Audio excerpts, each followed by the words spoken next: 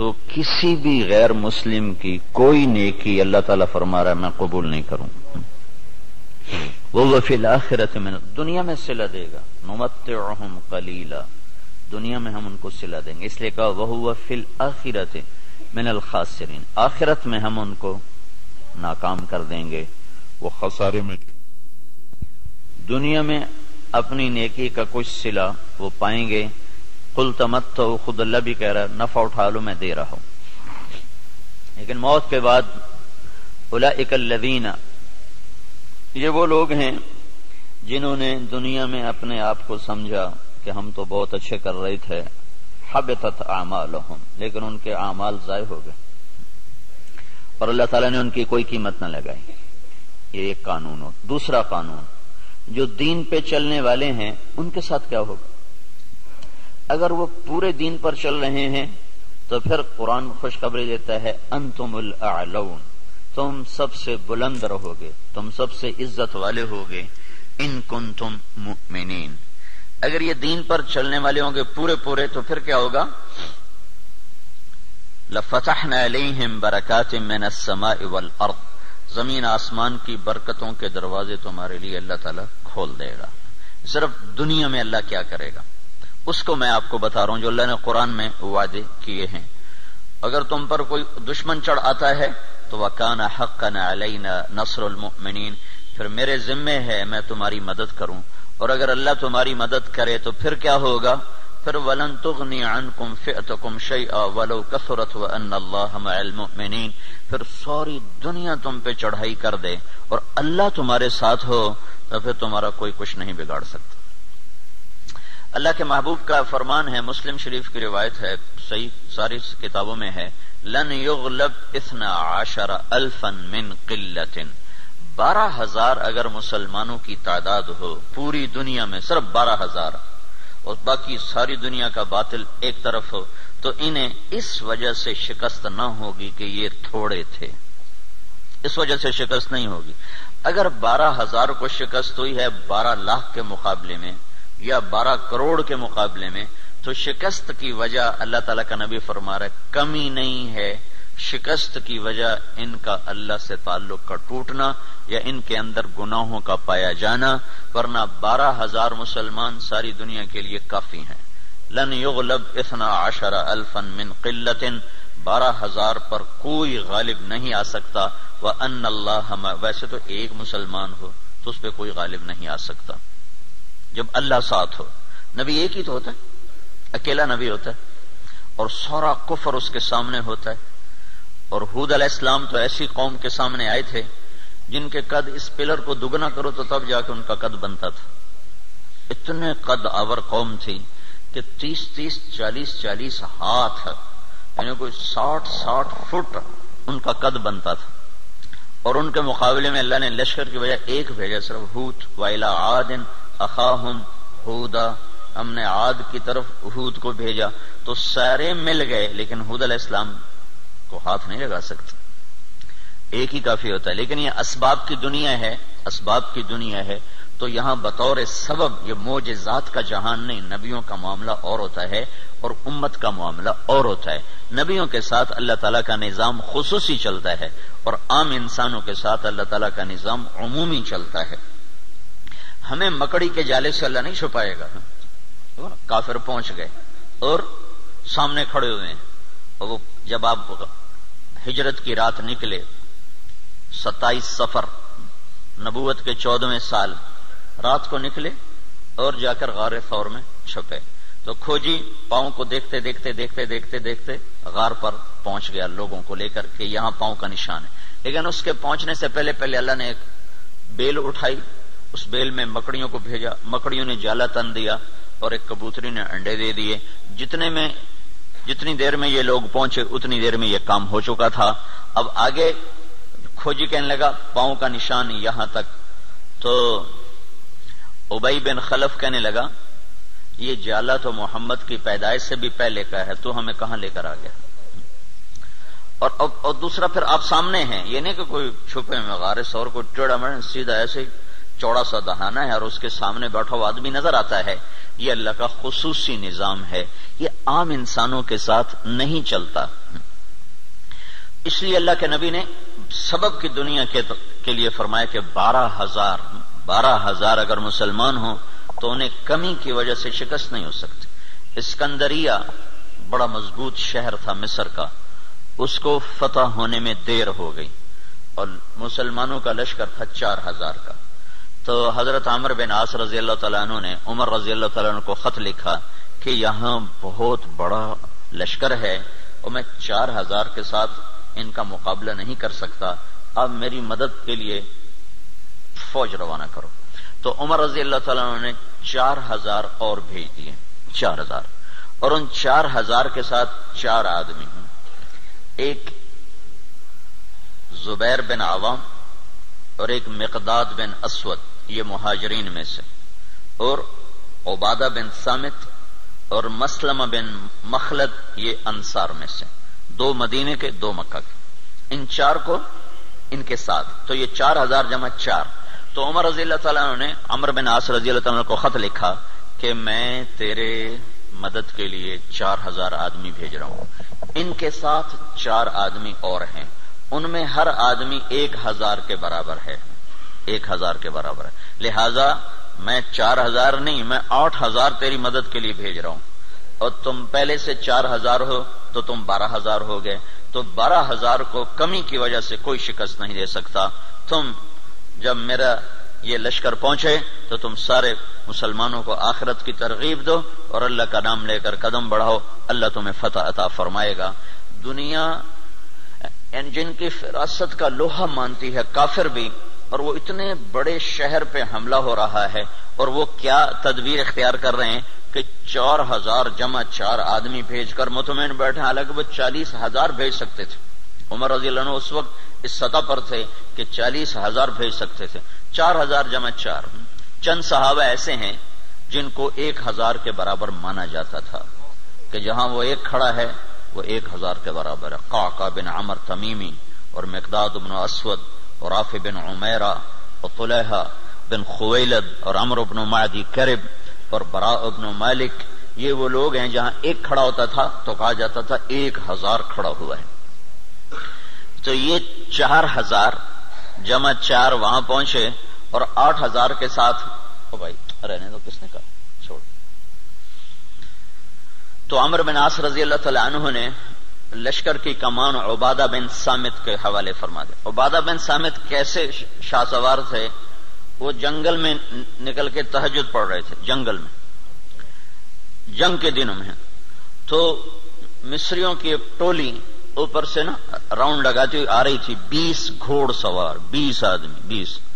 تو انہوں نے دیکھا کہ ایک عرب سپاہی نماز پڑھ رہا ہے، تو انہوں نے ایک دم حملہ کیا. ان کی تلوار پاس تھی، انہوں نے پیچھے پلٹ کے دیکھا 20 یہ اکیلے ہیں، اور وہ گھوڑ سوار یہ پیدل. انہوں نے تلوار اٹھائی اور 20 میں سے 16 کو قتل کیا، باقی 4 بھاگ گئے. جب وہ بھاگے تو پھر اللہ اکبر، پھر نماز شروع کر. تو ان کے سر پہ انہوں نے امارت کا امامہ باندھا کہ آج تو بسم اللہ کر. تو عبادہ بن صامت رضی اللہ تعالیٰ عنہ بدری صحابہ میں سے ہیں، بدری صحابہ میں سے. تو یہ جو 4 آدمی بھیجے تھے، چاروں جنگ بدر کے شریک تھے. تو 12,000 نہیں تھے، 8,000 جمع 4 تھے. اور اسکندریہ جو مصر کا سب سے بڑا شہر تھا اور طاقتور اس کی فوج تھی، اللہ نے 8,000 کے ذریعے سے وہ زیر کروا دیا کہ 12,000 کو شکست ہو گئی. تو سمجھو کہ کمی کی وجہ سے نہیں، کوئی اور ہے. اب تو 1 ارب مسلمان ہیں، 1 ارب مسلمان ہیں، اور ذلت چھائی ہوئی ہے. اور اس سے عجب بات یہ ہے کہ دنیا کی سب سے طاقتور چیز اس وقت تیل ہے. تیل کے ساتھ پہیہ گھومتا ہے، تیل کے ساتھ جہاز اڑتا ہے، بام گرانے کے لیے اسے تیل چاہیے. ساری دنیا کا 70% تیل اللہ نے مسلمانوں کی زمین کے نیچے رکھا ہوا ہے. دنیا میں جتنا تیل ڈھونڈا جا چکا ہے اس کا 70% اللہ تعالیٰ نے عربوں کو دے دیا ہے، مسلمانوں کو دے دیا ہے. ٹوٹل 30% ساری دنیا میں اور 70% مسلمانوں کی زمین میں. اور پھر ذلت، تو میں یہ بتا رہا تھا کہ اگر ہم پورے مسلمان ہیں تو پھر اللہ کا قانون کیا ہے؟ انتم الاعلون ان کنتم مؤمنین، تم سے اونچا کوئی جا نہیں سکتا. وَلِلَّهِ الْعِزَّةُ وَلِرَسُولِهِ وَلِلْمُؤْمِنِينَ، عزت صرف تمہیں ملے گی، کافر کو ذلت ملے گی. لَفَتَحْنَا عَلَيْهِمْ بَرَكَاتٍ مِّنَ السَّمَاءِ وَالْأَرْضِ، زمین آسمان کی برکتوں کے میں دروازے کھول دوں گا اور تمہاری زمین کا ذرہ ذرہ وہ برکت بنے گا، آسمان کا قطرہ قطرہ وہ برکت بنے گا. تم پہ دشمن چڑھے گا تو کان حقا علینا نصر المؤمنین، میرے ذمے ہے میں تمہاری مدد کروں، میں خود آؤں گا. ان تستفتحوا فقد جاءکم الفتح وان تنتهوا فهو خیر لکم وان تعودوا نعود. اللہ اکبر. یہ جنگ بدر کی آیات ہیں. اللہ تعالیٰ کہہ رہا ہے پتہ چل گیا نا تمہیں کہ اللہ کس کے ساتھ ہے؟ اور تم کہا کرتے تھے حق کو واضح کر، آج حق واضح ہوا کہ تم ذلیل ہوئے اور بے ہتھیار بے سر و سامان وہ کامیاب ہوئے. اب جاؤ اور بس کر دو تو تمہارے لیے اچھی بات ہے.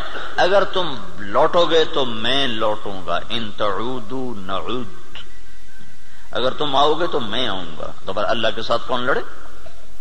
جب ہرمزان تستر ایک جگہ تھی ایران کی کا ایک صوبہ تھا تستر، وہ 1 سال کے بعد فتح ہوا تھا. اس پر اتنی لمبی جنگ چلی کہ 1 سال، ایک قلعہ 1 سال لے گیا تھا. تو اس کے سردار ہرمزان پکڑا گیا، زندہ پکڑا گیا. تو عمر رضی اللہ عنہ نے فرمایا کہ اسے مدینے بھیجو. جب وہ مدینے پہنچا تو عمر رضی اللہ عنہ نے پوچھا بھائی کیا حال ہے؟ کہنے لگا کیا پوچھتے ہو؟ جب ہمارا تمہارا مقابلہ تھا تو ہم تمہیں اپنے جوتے کی نوک پہ نہیں لکھتے تھے، جب تم نے اللہ کو ہمارے سامنے کھڑا کر دیا تو اب اللہ سے کون لڑے؟ یہ ایک مجوسی ایرانی سردار کی بات تھی. جب اللہ کو سامنے کھڑا کر دیا تو اب اللہ سے کون لڑے؟ پھر وہ ایمان لایا، کلمہ پڑھا. حضرت عمر کے بڑے اچھے ساتھیوں میں وہ شمار ہوتے رہے رحمت اللہ علیہ. تو اگر پورا دین ہے تو پھر اللہ یہ قانون بتا رہا ہے. اگر ادھورا دین ہے پھر کیا ہوگا؟ پھر وہی ہوگا جو ہو رہا ہے. لیکن میں قرآن سے بھی بتاؤں گا کہ کیا ہوگا. ہوگا تو وہی جو ہم دیکھ رہے ہیں، لیکن اللہ کا قرآن بھی اس کی طرف نشاندہی کرتا ہے، بتلاتا ہے کہ اگر تم ادھورے چلو گے، پورے نہیں چلو گے. دیکھو نا 33 نمبر لے کر بھی تو آدمی پاس ہوتا ہے، لیکن کوئی اس کو جاب دیتا ہے، کوئی نوکری دیتا ہے. کہا جی کون سے ڈویژن ہے؟ کہا جی 3rd ڈویژن کا. جا جتی چاہتے ہونے نکل جائے. 1st ڈویژن والے کو لوگ دیکھتے ہیں کہ ہاں بھائی کتنے نمبر لیے تھے آپ نے، کتنا ایکسپیرینس ہے آپ کا. تو ہم 33 نمبر والے مسلمان ہیں، تو اللہ سے ہم مانگتے ہیں 100 نمبر والا معاملہ. تو اب اللہ تعالیٰ کا قرآن بتاتا ہے، کیا کہتا ہے؟ وَلَنُذِيقَنَّهُمْ مِنَ الْعَذَابِ الْأَدْنَى دُونَ الْعَذَابِ الْأَكْبَرِ لَعَلَّهُمْ يَرْجِعُونَ. جب تم ادھورے چلو گے نا، کبھی نماز پڑھی کبھی چھوڑ دی، کبھی روزہ رکھا کبھی چھوڑ دیا، کبھی حلال کھایا کبھی حرام کھایا، کبھی جھوٹ بولا کبھی سچ بولا، کبھی سود پہ چلے کبھی حلال پہ چلے. جب تم یہ سارا گڑبڑ کر دو گے تو پھر میں کیا کروں گا؟ وَلَنُذِيقَنَّهُمْ مِنَ الْعَذَابِ الْأَدْنَى، میں تمہیں چھوٹے چھوٹے عذاب دوں گا. دون العذاب الاکبر، بڑا عذاب نہیں دوں گا. بڑا عذاب کیا ہے؟ قرآن کی دوسری آیت فَيُعَذِّبُهُ اللَّهُ الْعَذَابَ الْأَكْبَرَ يَصْلَى النَّارَ الْكُبْرَى. جہنم کی آگ، دوزخ کی آگ، یہ بڑا عذاب ہے اور یہ خوفناک عذاب ہے. اس سے توبہ توبہ. اوہو انہا لغا، بھڑکتی ہے. نزاعۃ للشوا، کھال کھینچ دیتی ہے.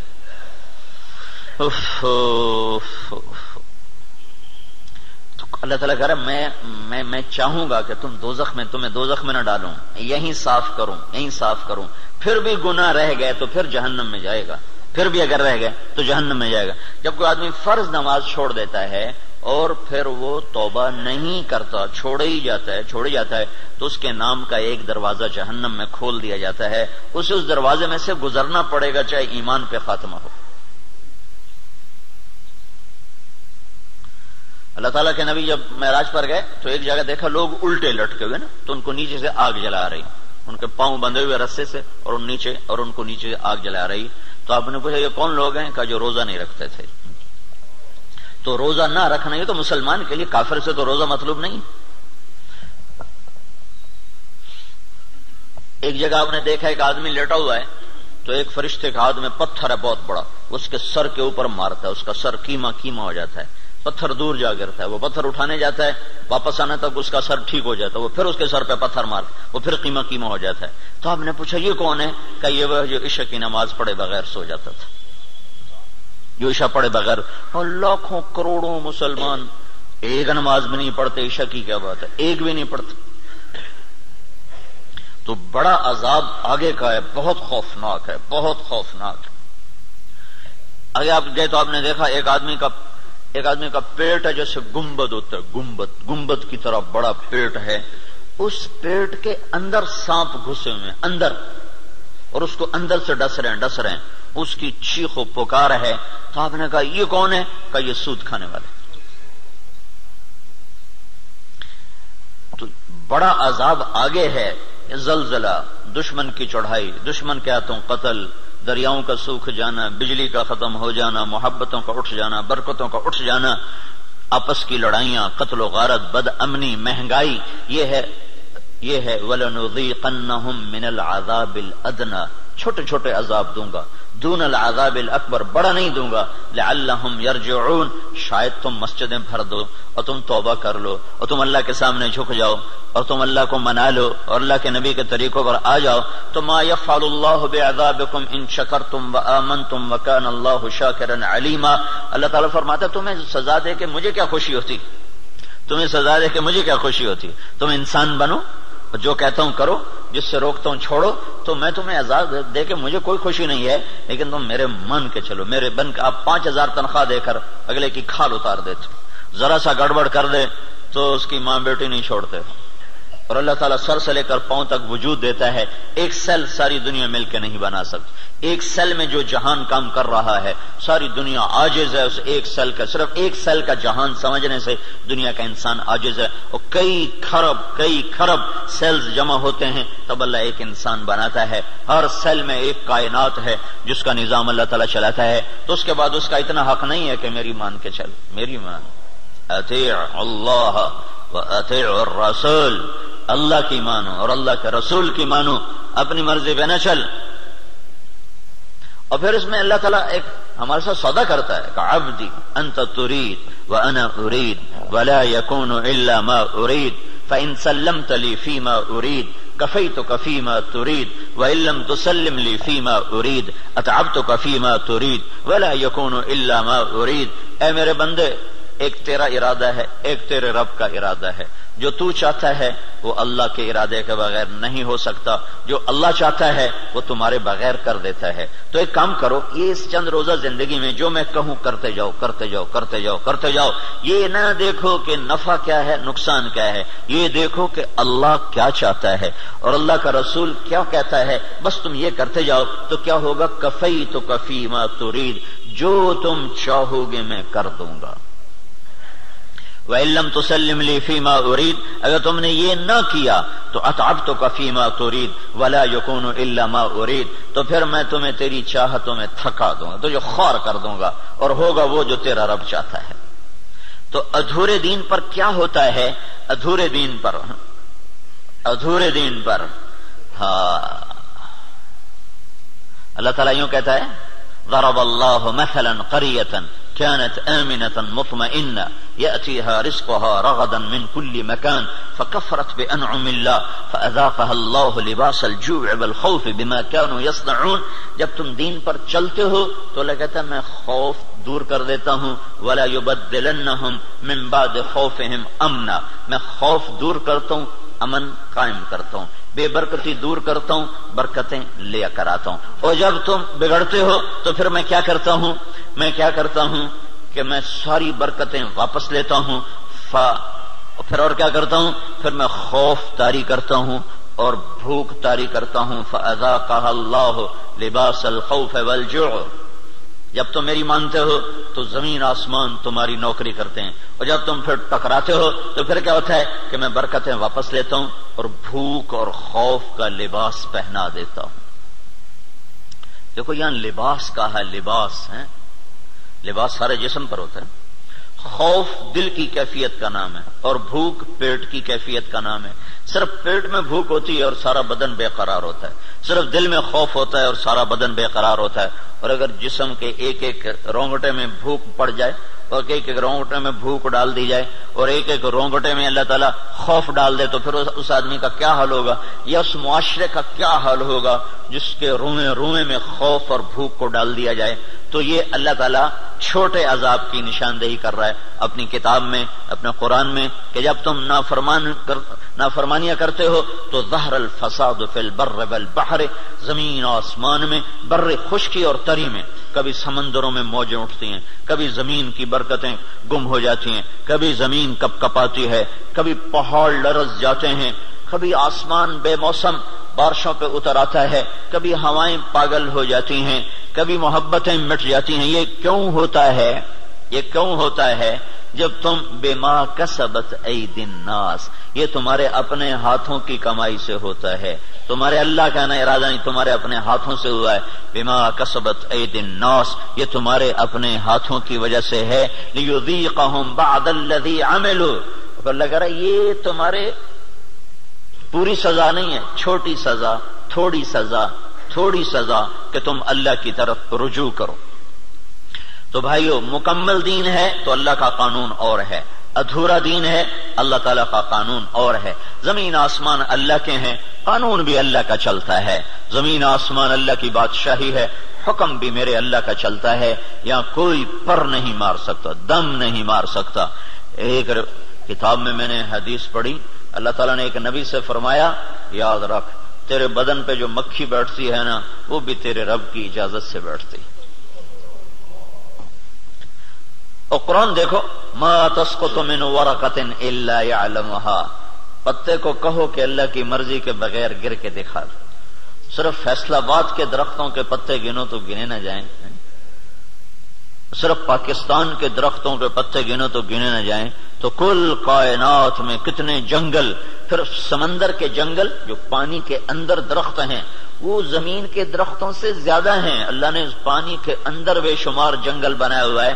تو آپ نے اس کی شہنشاہی دیکھو کیا کہتا ہے, ایک پتا بھی گرتا ہے تو تیرے رب کے امر کے ساتھ ہے, تیرا اللہ اسے جانتا ہے. جاننے کا مطلب ہے کہ اس کے امر سے گرتا ہے. ولا حبہ, کوئی دانا, فی ظلمات الارض, زمین کے اندھیروں میں, ولا رطب ولا یابس, کوئی خشک و تر, الا فی کتاب من مبین, ہر شے تیرے رب کی کتاب میں ہے.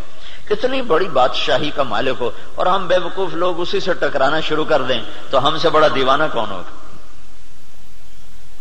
جھوٹ کے بغیر کام نہیں چلتا, سبحان اللہ, یہ مسلمان کہتا ہے. سود کے بغیر کام نہیں چلتا, یہ مسلمان کے جب بول ہوں تو زمین آسمان کانپے نہ تو کیا کرے. الا لعنت اللہ علی الکاذبین, اللہ نے کہا غور سے سنو, جھوٹوں پہ اللہ کی لعنت. اور یہ سب تاجر کہتے ہیں جھوٹ کے بغیر کام نہیں چلتا. ایک تاجر نے نا, اچھا بڑا تاجر تھا, وہ 3 دن لگا داڑھی رکھ لی چھوٹی چھوٹی, مجھے بڑی خوشی ہوئی. کچھ دن بعد ملاقات ہوئی تو شیو کیا ہوا. میں نے کہا یہ کیا کیا؟ کہنے لگا جو سارا دن جھوٹ بولنا پڑتا تو میں نے شیو کرا دیا. میں نے کہا اللہ کے بندے, کوئی داڑھی کی وجہ سے جھوٹ حرام ہے, جھوٹ تو کلمے کی وجہ سے حرام ہے. اب تو نے 2 گناہ شروع کر دیے, داڑھی بھی منڈائی, جھوٹ بھی بولا. تو اب داڑھی منڈانے سے جھوٹ حلال ہو گیا. جھوٹ کا حرام ہونا داڑھی کے ساتھ نہیں ہے, جھوٹ کا حرام ہونا کلمے کے ساتھ. کہ تو کلمہ پڑھ کے جھوٹ, تو یہ کیوں کہتا ہے کہ داڑھی رکھ کے جھوٹ بولوں مجھے شرم آتی ہے؟ تو یہ کہ کلمہ پڑھ کے جھوٹ بولوں مجھے شرم آتی ہے. کلمہ پڑھنے کے بعد جھوٹ بولنا بے حیائی ہے نا کہ داڑھی رکھنے کے بعد. داڑھی تو سکھوں نے بھی رکھی ہوئی. یہ میرے اللہ کے نبی کا امر ہے, حکم ہے. یہ اور حکم ہے, وہ اور حکم ہے. ایک کی وجہ سے دوسرا چھوڑ دوں, ایک کی وجہ سے دوسرا چھوڑ دوں, یہ کہاں کی نادانی ہے. تو اس کو بات سمجھ میں اس نے پھر رکھ لی. تو اب جب تاجر کہے جھوٹ کے بغیر کام نہیں چلتا, سود کے بغیر تجارت نہیں چلتی, اور اللہ کہے لعنت اللہ علی الکاذبین, جھوٹوں پہ اللہ کی لعنت, اور اللہ تعالیٰ کہے فاذنوا بحرب من اللہ ورسولہ, یا سود چھوڑ دو یا اللہ اس کے رسول سے جنگ لڑنے کے لیے تیار ہو جاؤ. ہماری تو جنگ اللہ امریکہ سے تھوڑی ہماری جنگ ہے، یا ہندوستان سے تھوڑی ہماری جنگ ہے، یا اسرائیل سے ہماری جنگ، تو ہماری تو اللہ سے جنگ ہوئی پڑی، اللہ ہمارے خلاف جنگ کر رہا ہے۔ اصل تو مقابل میں اللہ آیا ہوا ہے، اللہ اس کا رسول آیا ہوا ہے، صرف اللہ اکیلا نہیں ہے، یعنی ایسا اعلان اللہ نے کسی جگہ کیا ہی نہیں۔ تو کتنی بے غیرتی ہے کفر، دنیا کا سب سے بڑا گناہ ہے کفر، دنیا کا سب سے بڑا جرم ہے شرک اور کفر، کہ شہنشاہ اعظم خلاق علیم کو نہ ماننا، یا ماننا تو اس کا شریک ماننا۔ اللہ تعالیٰ نے اس کے لیے نہیں کہا کہ میں تیرے خلاف لڑائی کروں گا، ان کو دھمکیاں دیں جہنم میں ڈالوں گا، آگ میں ڈال دوں گا، تباہ کر دوں گا، لیکن سود کھانے والا 5 وقت کا نمازی بھی ہے تو اللہ کہتا تیار ہو جا، تیری میری جنگ ہے، اور صرف میری نہیں، میرا رسول بھی تیرے ساتھ جنگ کرے گا، میں بھی کروں گا، میرا رسول بھی کرے گا۔ تو بڑا جگر ہے لوگوں کا جو اتنے بڑے اعلان کے بعد، اتنے بڑے اعلان کے بعد کہیں جی سود کے بغیر تو پھر کام نہیں چلتا۔ تو یہ جب دین ادھورا ہوتا ہے تو پھر کیا ہوتا ہے، یہ سارا میں آپ کو قرآن پاک سے بتا رہا ہوں۔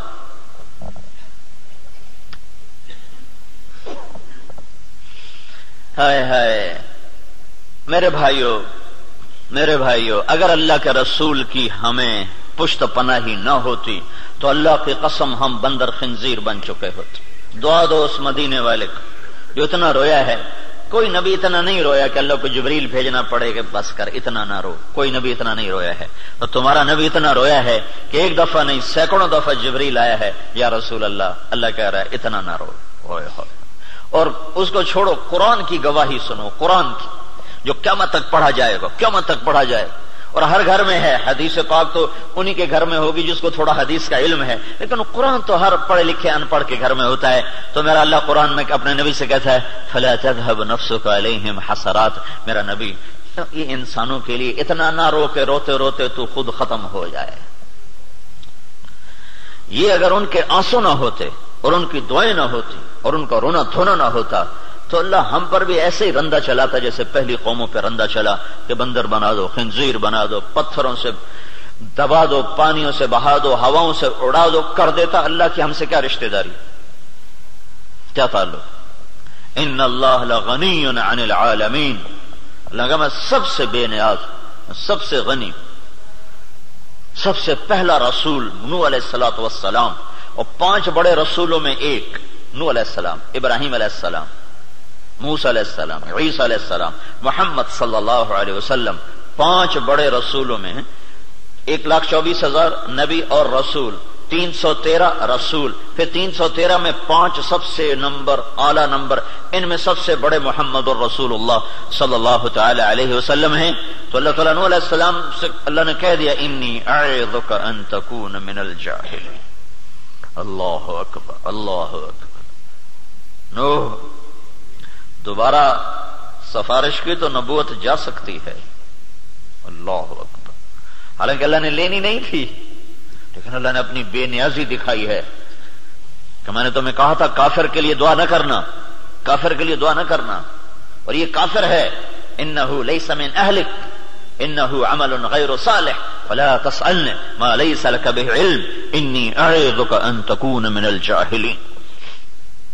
یہ تو نوح علیہ السلام قیامت کے دن کہیں کہ میں نہیں آج سفارش کر سکتا، میں نے اپنے بچے کے لیے دعا مانگی تھی، اور نوح علیہ السلام کو پتہ نہیں تھا کہ یہ کافر ہے، اگر پتہ ہوتا تو کبھی نہ مانگتے، اس لیے انہوں نے کہا لا تکن من الکافرین، اگر پتہ ہوتا تو کہتے لا تکن من الکافرین، انہیں پتہ نہیں تھا وہ منافق تھا، کہا لا تکن مع الکافرین، مع اور من، مع کا مطلب تھا کہ تو مسلمان ہے تو کافروں کے ساتھ کیوں جا رہا ہے، ان کو معلوم نہیں تو اس نے اپنا کفر چھپائے رکھا، اگر معلوم ہوتا تو پھر کہتے لا تکن من الکافرین، کافروں میں سے مت ہو۔ کہا نوح دوبارہ بات نہیں کرنی ہے، دوبارہ نہیں بات کرنی ہے۔ تو اللہ تو اتنا بے نیاز ہے، تو ہماری کیا حیثیت؟ یہ تو اس سے محمد مصطفیٰ سے اللہ نے پیار ہی ایسا کیا ہے کہ اس کے طفیل ہم بھی نبھ گئے، اور ہماری بھی لاٹری نکل آئی کہ اللہ نے ہمیں حضرت محمد صلی اللہ تعالی علیہ وسلم کا امتی بنا دیا، اور ان کی دعائیں بیچ میں حائل ہو گئیں۔ یا رب امتی امتی یا رب امتی امتی کہ آخر ایک رات آپ رو رہے ہیں اور کہہ رہے ہیں یا اللہ ابراہیم علیہ السلام نے کہا تھا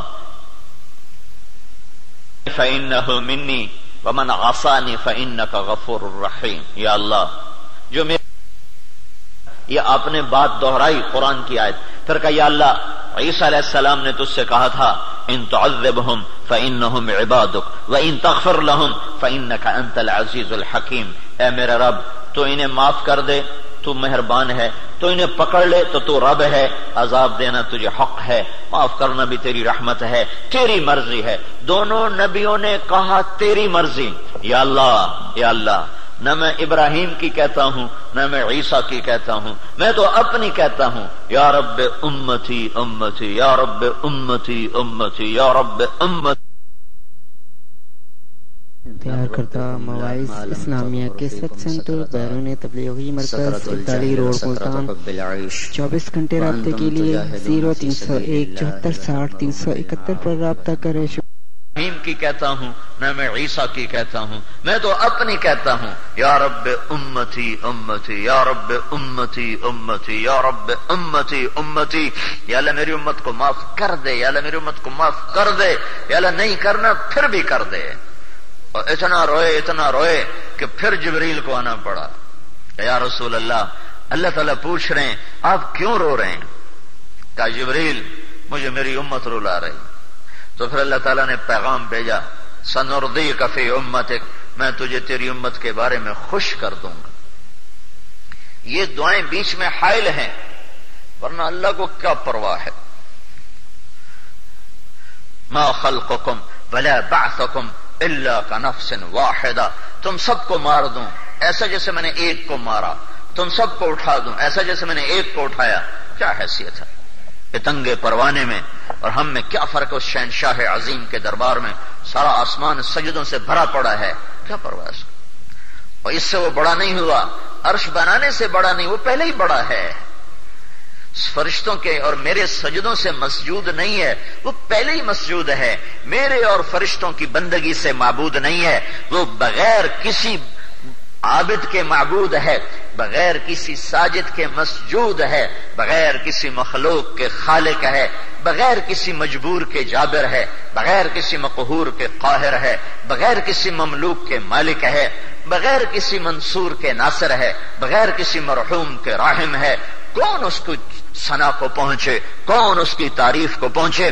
جب خود اس نے کہانی مکا دی کہ سمندر سیاہی بناؤ اور درختوں کو قلم بناؤ، اور پھر سارے درختوں کے قلم پکڑ کے سمندروں کے کنارے بیٹھو، اور ساری دنیا کے انسان جنات ملائکہ فرشتے مقربین زمین پر اتارو، سارے نبی رسول پیغمبر ساتھ بٹھاؤ اور میری تعریف لکھو۔ سمندر کی وسعت کو سوچو، تم سفر نہ کرو، تم سوچ نہیں سکتے۔ میرا ایک سفر ہوا ہے، تبلیغ کا ایک سفر ہوا میرا سمندر کا، میں نے سمندر کی ہیبت کو دیکھا ہے اور اس کے جلال کو دیکھا ہے، اور میرا اللہ کہہ رہا ہے اس سارے کو سیاہی بناؤ اور پھر سارے جنگل قلم بناؤ، پھر بیٹھو میری تعریف لکھو۔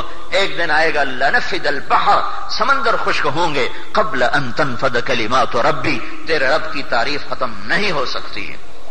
وَلَوْ جِئْنَا بِمِثْلِهِ مَدَدًا، چاہے اتنے سمندر اور ڈال دوں پھر بھی نہیں ختم ہو سکتی۔ کہاں لا محدود، کہاں محدود، کہاں بے مثال، کہاں لا مکان، کہاں لا زمان۔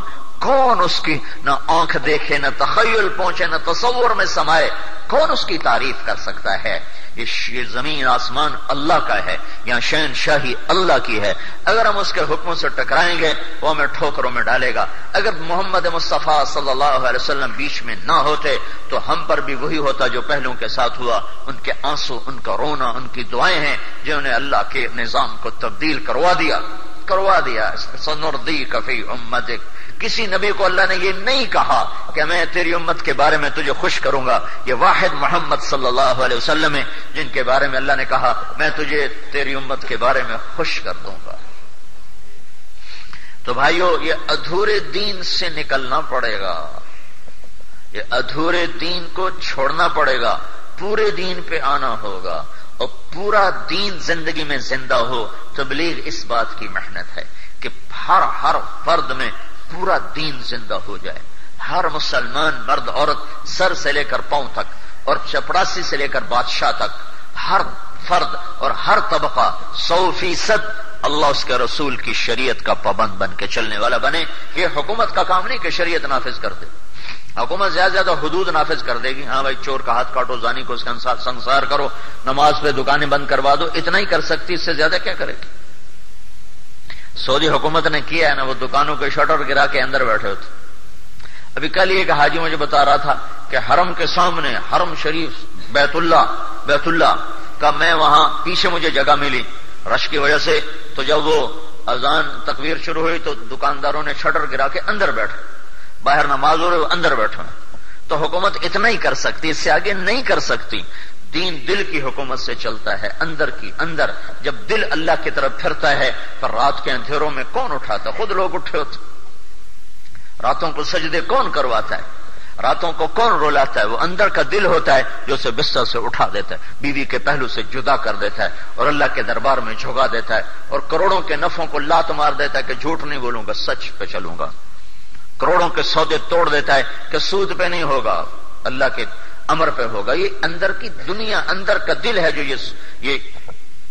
یہ حکومت قائم کرتا ہے، باہر سے نہیں ہو سکتا۔ تو تبلیغ یہ محنت ہے کہ ہر مسلمان پورے دین پر چلنے والا بنے۔ پورے دین کے بغیر نجات نہیں، پورے دین کے بغیر ہم سیدھے جنت میں نہیں جا سکتے۔ سیدھے جنت میں جانے کے لیے 4 کام کرنے ضروری ہیں۔ 4 کام کے بغیر سیدھی جنت نہیں ملے گی۔ والعصر ان الانسان لفی خسر، مجھے قسم ہے زمانے کی، ساری دنیا کے انسان ناکام ہو گئے۔ یہاں جو نا اللہ تعالیٰ نے کائنات کو ایک سمندر سے تشبیہ دی ہے، اور انسانیت کو ایک سفینے اور کشتی کے سوار لوگوں سے تشبیہ دی ہے، اور ان کو یوں سفینے کو ڈوبتے دکھایا ہے کہ کشتی ڈوب گئی، اندر چلی گئی، کوئی نہیں بچا۔ والعصر، یہ آیت مجھے جبوتی میں سمجھ آئی جب کشتی ڈوبی۔ کتنے سال ہو گئے پڑے ہوئے، 1980 میں دورہ کیا، 3 سال پہلے جبوتی گیا تھا اجتماع، تو ایک کشتی ہمارے ساتھیوں کا، بڑا کشتی نہیں، پورا جہاز تھا، وہ ڈوب گیا، تو اس میں کوئی 125 شہید ہوئے۔ تو مجھے اس دن یہ آیت پوری طرح سمجھ آئی، والعصر ان الانسان لفی خسر۔ اللہ قسم ہے زمانے کی، اللہ کہتا ہے ساری کشتی ڈوب گئی، انسانیت کی کشتی ڈوب گئی۔ میں جب ہم پہنچے نا اجتماع کی جگہ، تو پیچھے سے فون آیا، تو شیخ سالم امیر تھے، انہوں نے کہا کہ ہماری آنکھوں کے سامنے وہ کشتی تھی، ہم آگے تھے وہ پیچھے تھے، تو وہ اس میں وزن زیادہ ڈال دیا تھا، وہ تجارتی تھی کشتی، ہماری کشتیوں نے اسپیشل کی تھی ہمیں آگے لے جانے کے لیے۔ تو میرے ذہن میں سارا اس کا خاکہ تھا، ہمارے ساتھ ہم یوں نکلے، وہ پیچھے کھڑے ہیں، ہم سے آدھا گھنٹہ بعد وہ روانہ ہوئے، اور 1 کلومیٹر بعد جا کر وہ ڈوب جاتے ہیں۔ تو شیخ سالم نے کہا کشتی غرقت السفینۃ، کشتی ڈوب گئی۔ تو بن سوچے میں نے کہا کوئی بچا؟ میں کوئی بچا؟ ابھی پتہ کوئی نہیں، ابھی پتہ کوئی نہیں۔ تو اس دن مجھے یہ آیت سمجھ میں آئی، والعصر، قسم ہے زمانے کی، ان الانسان لفی خسر، ناکامی کو سمندر دکھایا ہے اور انسانیت کو کشتی دکھایا ہے، اور انسانیت کی کشتی کو ناکامی کے سمندر میں ڈوبتے دکھایا ہے کہ سارا فیصلہ آباد اور سورا ہند سندھ ناکامی کے سمندر میں غرق ہو گیا۔ اس خبر کے ساتھ فوراً بن سوچے اضطراری طور پر انسان خود سوال کرتا کوئی بچا؟ جیسا میں نے کہا تھا کوئی بچا، کوئی بچا بھی صحیح؟ تو اللہ تعالیٰ نے کہا ہاں بچ گئے، کچھ بچ گئے، جو 4 کام کرنے والے تھے وہ بچ گئے، باقی سارے چلے۔ 4 کام والے بچے ہیں، باقی سب گئے۔ کون؟ الا الذین آمنوا، جو ایمان لائے، وعملوا الصالحات، جنہوں نے زندگی کو اللہ کے رسول کی زندگی کے مطابق ڈھال دیا، وتواصوا بالحق، پھر جنہوں نے دعوت کا کام کیا، حق کی دعوت دی، اور صرف دعوت نہیں دی، وتواصوا بالصبر، بلکہ صبر کے ساتھ جمے رہے۔ یہ 4 جن کے پاس تھے نا ہوا کے مشکیزیں، وہ جب ہم چلے نا اندر سمندر میں، وہ جب تھی تو انہوں نے وہ لائف جیکٹس نکال لی، وہ جن میں ہوا بھرتے ہیں نا، وہ انہوں نے نکال کے نا پہننا شروع کر دی کہ اگر کچھ ہو جائے تو وہ لائف جیکٹس ہیں جس میں ہوا بھر لیتے ہیں، تو وہ اوپر نیچے کوئی ہو بھی جائے تو وہ تیرتے رہتے ہیں، پیچھے سے مدد آ جاتے ہیں، نکال لیتے ہیں. تو اللہ تعالیٰ ہمیں 4 لائف جیکٹ بتا رہا ہے کہ 4 غبارے بھرو تب تیر سکو گے. 4 غبارے بھرنے پڑیں گے. الا الذین آمنوا، ایمان، سارے کافر ناکامی میں چلے گئے. وعملوا الصالحات، عمل بھی بناؤ تو ایمان والے ناکامی میں چلے گئے. وتواصوا بالحق، دعوت دو تو عمل والے ناکامی میں چلے گئے. وتواصوا بالصبر، اور صبر بھی ہو تو سارے تبلیغ والے ناکامی میں چلے گئے. لیکن یہاں ناکامی اور ہے، پہلی ناکامی اور ہے. پہلی ناکامی کیا ہے؟ والعصر ان الانسان لفی خسر، ساری دنیا کے انسان جہنم کے سمندر میں غرق ہو گئے اور اللہ کی ناراضگی اور غیظ و غضب کا شکار ہو کر جہنم کی آگ میں چلے گئے. پہلی ناکامی یہ ہے. کوئی بچا میرے مولا کہاں؟ الا الذین آمنوا، ایمان والے بچ گئے. ایمان والے بچ گئے تو پہلے گئے دوزخ میں اور گئے ہمیشہ کے لیے. ایمان والے بچ گئے. وعملوا الصالحات، ایمان والے دوزخ میں نہیں جا رہے. اب اگلا مقام وعملوا الصالحات. ہاں ایمان والے بھی دوزخ میں جائیں گے. کون؟ جنہوں نے عمل نہ کیا، جنہوں نے اچھے عمل نہ کیے، جنہوں نے اللہ کے رسول کی زندگی کے مطابق زندگی نہ گزاری. تو پھر ان میں اور کافر میں کیا فرق ہے؟ وہ بھی تو ناکام اور یہ بھی ناکام. کہیں ان میں فرق ہے. یہ ایمان والے ہیں، یہ ایک دن اپنے گناہوں کی سزا بھگت کے جنت میں چلے جائیں گے اور کافر ہمیشہ جہنم میں رہیں گے. ایک دن ایسا ہوگا کہ کافر مسلمانوں سے کہیں گے تمہارے ایمان نے تمہیں کیا نفع دیا؟ تم بھی آگ میں، ہم بھی آگ میں. یہ کافر کہیں گے مسلمانوں سے تمہارے ایمان نے تمہیں کیا نفع دیا؟ تم بھی آگ میں، ہم بھی آگ میں. تو اللہ تعالیٰ فرمائے گا جس نے زندگی میں ایک دفعہ بھی میرا کلمہ پڑھا ہو اس کو جہنم سے نکال دو. تو اس وقت سارے جہنم سے نکلیں گے. جب وہ نکلیں گے تو پھر کافر کہیں گے ربما یود الذین کفروا لو کانوا مسلمین. 14واں سپارہ کہ ہائے کاش ہم نے یہ کلمہ پڑھا ہوتا. خالی کلمہ پڑھ لینا بشرطے کہ اس پہ موت آ جائے، موت بھی اسی پہ آ جائے.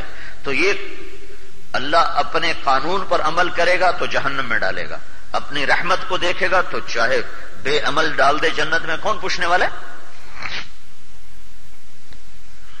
کفل، میرے نبی نے فرمایا چند دن پہلے ترمذی کے سبق میں یہ حدیث آئی. بنو اسرائیل کا ایک شخص تھا، اس کا نام تھا کفل. ذل کفل نبی ہیں یہ کفل. ساری زندگی اس کی شراب اور زنا میں تھی. ہر رات نئی عورت اس کے پہلو میں تھی. ایک رات ایک عورت وہ لے کر آیا 60 دینار دے کر.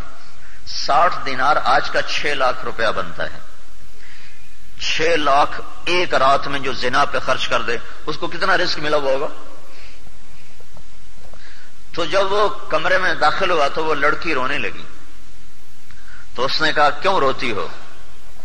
اس نے کہا میں پیشہ ور نہیں ہوں، مجھے بھوک نے یہاں تک پہنچایا ہے اور میں اپنی عزت کے لٹنے پہ رو رہی ہوں. تو ایک دم اس کے چہرے کا رنگ بدل گیا اور اس نے کہا جا، اللہ تجھے تیری عزت مبارک کرے اور تو میرے لیے دعا کر، میں توبہ کرتا ہوں، آج کے بعد میں کسی گناہ کے قریب نہیں جاؤں گا. وہ لڑکی گھر میں نہیں پہنچی تھی کہ پیچھے یہ مر گیا، موت سر پہ کڑی تھی، مر گیا. تو چونکہ اس کی نافرمانی جگ جہان میں مشہور تھی تو کہیں یہ کوئی شاید اس کا جنازہ نہ پڑے. تو اللہ نے اس کے دروازے کے اوپر جب صبح لوگ اٹھے، کسی کو نہیں خبر کہ کفل مر گیا.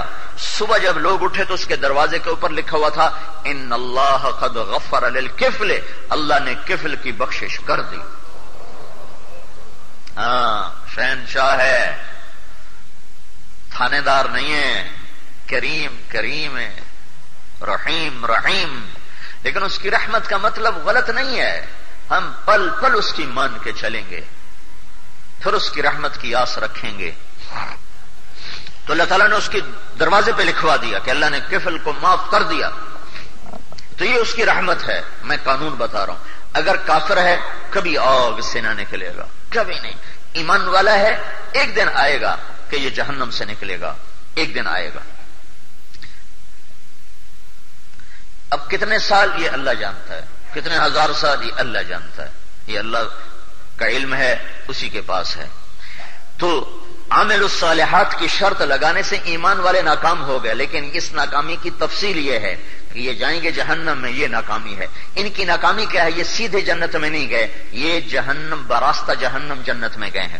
وعملوا الصالحات، عمل الصالحات کی شرط لگنے سے ایمان کی ناکامی بتائی۔ تیسری شرط وتواصوا بالحق، عمل تو کرتے رہے، دعوت کا کام نہیں کیا۔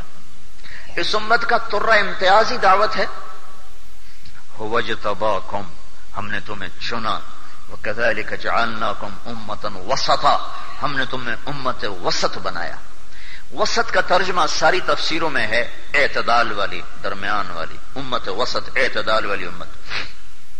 جبوتی میں اس کا ایک ترجمہ اور کرتا تھا، مجھے ایک ترجمہ اس کا اور سمجھ میں آیا تبلیغ کی وجہ سے نا، تبلیغ کی مناسبت سے، وَكَذَلِكَ جَعَلْنَاكُمْ أُمَّةً وَسَطًا۔ وسط کا ایک مطلب ہوتا ہے وسط، درمیان، اور ایک مطلب ہوتا ہے واسطہ۔ واسطہ وسط ایک ہی لفظ ہے، مطلب دو ہیں۔ ساری تفسیروں میں اس کا مطلب ہے ہم نے تمہیں امت وسط بنایا تھا، تم اعتدال والے ہو، تم میں غلو نہیں ہے کہ ہمارے دین میں رہبانیت نہیں ہے اور ہمارے دین میں سخت احکام نہیں ہے، وہ سہولتیں اللہ نے رکھی ہیں، تو ہم یہ امت ہیں۔ میں اس کا ترجمہ کرتا ہوں کہ ہم نے تمہیں بنایا امت واسطہ۔ عربی کے لحاظ سے یہ مطلب ٹھیک ہے، اس پر کوئی اشکال نہیں ہو سکتا، اعتراض نہیں ہو سکتا۔ ہم نے تمہیں بنایا ہے امت واسطہ، وَكَذَلِكَ جَعَلْنَاكُمْ أُمَّةً وَسَطًا، اے میرے محبوب کی امت، میں نے تمہیں امت واسطہ بنایا۔ واسطہ کیا مطلب؟ پہلے جیسے اللہ اور بندوں کے درمیان نبی واسطہ بنتا تھا نا، ورنہ بندے کیا جانے اللہ کون ہے۔ پھر آخر میں میرا نبی واسطہ بنا پوری انسانیت اور اللہ کے درمیان۔ اب اس کے بعد تم واسطہ ہو لوگوں کو اللہ تک پہنچانے کے لیے، تم بیچ میں ہو محمد مصطفیٰ اور انسانیت اور امت اور اللہ، یہ ایک چین بنتی ہے۔ تو محمد مصطفیٰ میرے اور تمہارے درمیان واسطہ ہیں، اور تم آگے انسانیت کے لیے تم واسطہ ہو۔ یہ میں نے اس کا ترجمہ کیا۔ تو ایک عرب عالم بیٹھے تھے، بڑے شاعر بھی، بڑے عالم میرے پاس آ گئے، کہنے یہ تو بڑی جرت کا کام ہے، تم قرآن میں یہ مطلب بیان کرتے ہو۔ میں نے کہا یہ بتاؤ عربی معنی کے لحاظ سے غلط ہے؟ کہ نہیں، عربی معنی کے لحاظ سے تو غلط نہیں ہے، لیکن کسی نے کہا ہو تو پھر دل ٹھگئی، یہ قرآن ہے، یہ کوئی لغت کی کتاب تو نہیں ہے۔ میں نے کہا اچھا انشاءاللہ میں دیکھوں گا۔ میں پاکستان آیا تو جو پرانی تفسیر ہے نا، سب سے پرانی تفسیر قدیم، وہ ہے تفسیر طبری، جو سب سے پہلی تفسیر لکھی گئی وہ طبری ہے۔ تو اور تفسیروں میں تو یہ مطلب تھا نہیں، میں نے اس کو ڈھونڈنا شروع کیا، اس میں بھی مجھے نہیں ملا نا، تو میرا دل اللہ کے فضل سے جب وہ بحث ختم ہو رہی تھی تو وہاں مجھے اس کا مطلب وہ ملا جو میں بیان کر رہا تھا، وَكَذَلِكَ جَعَلْنَاكُمْ أُمَّةً وَسَطًا، کہ ہم نے تمہیں واسطہ بنایا ہے۔ میں نے اسی وقت فون اٹھایا، میں نے کہا شیخ فوزی وجد، دیکھو میں نے دیکھ لیا ہے تفسیر طبری میں صفحہ فلاں پر یہ لکھا ہے۔ کہنے کا ہنیئا لک، آپ کو مبارک ہو۔ تو اللہ نے اس امت کو امت واسطہ بنایا۔ واسطہ، ہم واسطہ ہیں، جیسے تمہارے یہ دلال نہیں ہوتے، تمہارے سودے نہیں کرواتے، تو ہم بھی اللہ اس کے رسول کی جنت کا سودا کرواتے ہیں۔ جاؤ بھائی جنت کا سودا کر لو، تو اس کا صلہ اللہ تمہیں دے گا۔ دلالوں کی دکان تو کوئی نہیں ہوتی نا، خود ادھر سے ادھر سے یہی کام کرتے ہیں نا، کوئی ان کی دکان نہیں، کوئی ان کا دفتر نہیں ہے۔ تو ہم بھی اسی طرح چلتے پھرنے والی امت ہیں کہ ہم لوگوں سے کہتے ہیں کہ بھائی سودا بڑا زبردست ہے، الا ان سلعۃ اللہ الغالیہ، اس سے قیمتی سودا ہو تو ہمیں دکھا دو، کوئی کائنات میں اس سے اعلیٰ سودا کوئی بیچنے والا ہو تو ہمیں دکھاؤ۔ اور پارٹی ایسی ہے جو کبھی پھرتی نہیں، تم تو پھر تو گرتو نا سارے، جتھے نفع وے کہ اتھائی پیر تے لگ گیا، او باجی کی کریے جی، گزارا نہیں ہوتا ہے، اتھائی پیر تے لگ گیا۔ اور اللہ کہتا نا میں پھروں نہ میرا رسول پھرے، اور سودا کرو، جنت کا سودا کرو۔ تو ہم تو وہ لوگ ہیں امت وسط، لہذا اللہ نے ہمیں کہا وتواصوا بالحق، یہ کام پہلی امتوں کے ذمہ نہیں تھا، ہمارے ذمہ۔ امر بالمعروف نہی عن المنکر، یہ ہر امت میں تھا۔ دعوت الی اللہ، کہ غیروں کو بھی کہو کلمہ پڑھو، یہ کسی امت کے ذمہ نہیں تھا، چونکہ ہر قوم قبیلے میں نبی ہوتا تھا۔ تو ضروری نہیں کہ فیصلہ آباد میں رہنے والے لاہور والوں کی مانے، فیصلہ آباد میں نبی الگ ہے، لاہور میں نبی الگ ہے، تو کیا ضرورت ہے ان کو وہاں جانے کی۔ جالینوس مصر میں تھا، عیسیٰ علیہ السلام فلسطین میں تھے. تو جالینوس حکیم نام سنا، جوارش جالینوس جس نے بنائی تھی. تو اس سے کسی نے کہا فلسطین میں ایک طبیب آیا ہے جو مردے زندہ کرتا ہے. انہوں نے کہا وہ طبیب نہیں ہو سکتا، وہ نبی ہوگا، نبی ہوگا. لیکن جالینوس پہ عیسیٰ علیہ السلام پہ ایمان لانا فرض نہیں تھا. اگر اس کے پاس توحید ہے تو وہ جنتی ہے، چونکہ عیسیٰ علیہ السلام بنو اسرائیل کے نبی تھے. ہمارا نبی جب آیا تو کہا تبارک الذی نزل الفرقان علی عبدہ لیکون للعالمین نذیرا. کہہ دو کہ میں سارے عالم کا اکیلا رسول. اب اور کوئی نہیں آئے گا. جب اور کوئی نہیں آئے گا تو پھر میرا نبی آج بھی زندہ ہوتا، ہم بھی صحابی بنتے. نوح علیہ السلام جتنی عمر تو لے آتے، 1450 سال ہوتی تو ہم سارے صحابی بن جاتے. تو اللہ تعالیٰ نے صرف 63 سال 4 دن میں واپس. اور یہ 63 سال 4 دن یہ چاند کے لحاظ سے، انگریزی لحاظ سے آپ کی عمر 61 سال 50 دن بنتی. 61 سال 1 مہینہ 20 دن ٹوٹل. اتنی تھوڑی عمر، اتنا بڑا زمانہ، اتنی بڑی انسانیت. تو کذالک جعلناکم امۃ وسطا. تم ہو اب، تم صرف اپنی بندگی کرنے نہیں آئے ہو، تمہیں پیغام حق کو لے کر اوروں کے پاس بھی جانا ہے. اگر تم یہ کام نہیں کرو گے تو تم بھی ناکام ہو. وتواصوا بالحق. عامل الصالحات والے ناکام. اب یہ ناکامی کیا ہے؟ یہ ناکامی جہنم نہیں، یہ ناکامی ہے جنت کے درجات کی کمی. کہ تم وہ جنت نہیں لے سکتے جو یہ پائیں گے. جو دعوت اللہ والے، جو تبلیغ کا کام کرنے والے، جو اپنے جان مال کو لے کر لوگوں کے دروازوں پہ دستک دینے والے جس جنت کو پائیں گے تم وہ جنت نہیں پا سکتے. تو یہ ناکامی اب درجات کی کمی کی ناکامی ہے. جیسے کسی کو ڈویژن لوز کر جائے تو کتنا اسے افسوس، ہائے ہائے 1 نمبر سے رہ گیا، میری ڈویژن لوز ہو گئی. اور پھر چوتھی شرط آ گئی وتواصوا بالصبر. تو تبلیغ والے بھی ناکامی میں چلے گئے. وتواصوا بالصبر، تبلیغ والے بھی ناکام. اب یہ ناکامی کیا ہے؟ ہر جگہ ناکامی کا مفہوم الگ الگ ہے. والعصر ان الانسان لفی خسر، یہاں ناکامی ہے ہمیشہ کی دوزخ. الا الذین آمنوا وعملوا الصالحات، یہاں ناکامی ہے سیدھے جنت میں نہیں، بواسطہ جہنم جنت. وتواصوا بالحق، یہاں ناکامی ہے درجات کی کمی، درجات کی. جنت میں تو جائیں گے، درجے کم ہوں گے. وتواصوا بالصبر، یہاں ناکامی کا مفہوم کیا ہے؟ یہاں ناکامی کا مفہوم ہے 20 ٹیمیں 20-30 ٹیمیں مقابلے میں آتی ہیں اور وہ میچ کھیلتی ہیں. کرکٹ ہے، فٹ بال ہے، ہاکی ہے. پھر کھیلتے کھیلتے کھیلتے کھیلتے کھیلتے آخر میں 2 ٹیمیں بچ جاتی ہیں.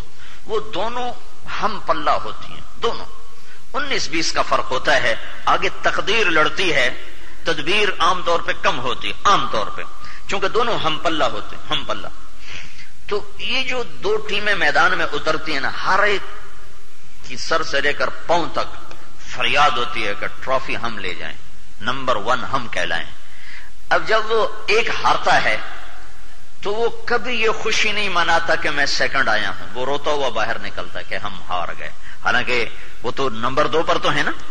ان کو یہ مبارک تو ہے کہ انہوں نے ٹرافی تو نہیں جیتی، لیکن 2 نمبر پر تو ہے، نمبر 2 پر تو ہیں. لیکن نہ ان کے عوام خوش ہوتے ہیں نہ وہ ٹیم خوش ہوتی. وہ بھی روتے پھر روتے، ان کے عوام بھی رو رہے ہوتے ہیں ہماری ٹیم ہار گئی. حالانکہ اسی کا دوسرا رخ دیکھو تو بھائی تم یہ تو دیکھو کہ انہوں نے 20 ٹیموں کو پار کیا اور دوسرے نمبر پر پہنچے ہیں. یہ شاباش تو انہیں دو، لیکن انہیں یہ شاباش دینے کے لیے نہ قوم تیار ہوتی ہے، نہ وہ شاباش لینے کے لیے خود تیار ہوتے کہ ہائے ہم ہار گئے. یہ جو چوتھی شرط ہے یہ ناکامی ہے کہ نمبر 1 پر یہ ہار جائیں گے. یہ پہلے نمبر پر نہیں آ سکتے. صبر کی شرط اگر مٹ گئی تو یہ وکٹری سٹینڈ یہاں نہیں آ سکتا. تو یہ 4 باتیں ہیں دنیا اور آخرت میں مکمل کامیاب ہونے کے لیے. یہ تبلیغ کا کام ان 4 کا جامع کام ہے. جامع کام ہے. ایمان بھی سیکھ رہے ہیں، عمل بھی سیکھ رہے ہیں، دعوت بھی دے رہے ہیں، صبر بھی سیکھ رہے ہیں. اگرچہ چوتھی شرط ابھی بہت کم ہے، بہت کم ہے، چونکہ چوتھی شرط کا تعلق ہے اچھے اخلاق کے ساتھ. اور ابھی اچھے اخلاق والا چیپٹر کھلا ہی نہیں. یہ کھلا ہے تو کسی نے پڑھا ہی نہیں، پڑھا ہے تو کسی نے عمل ہی نہیں کیا ہے.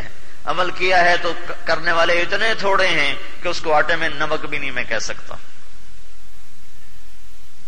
میں اپنے مدرسے میں بچوں کو جو اخلاقیات کے ابواب ہیں میں خود پڑھاتا ہوں.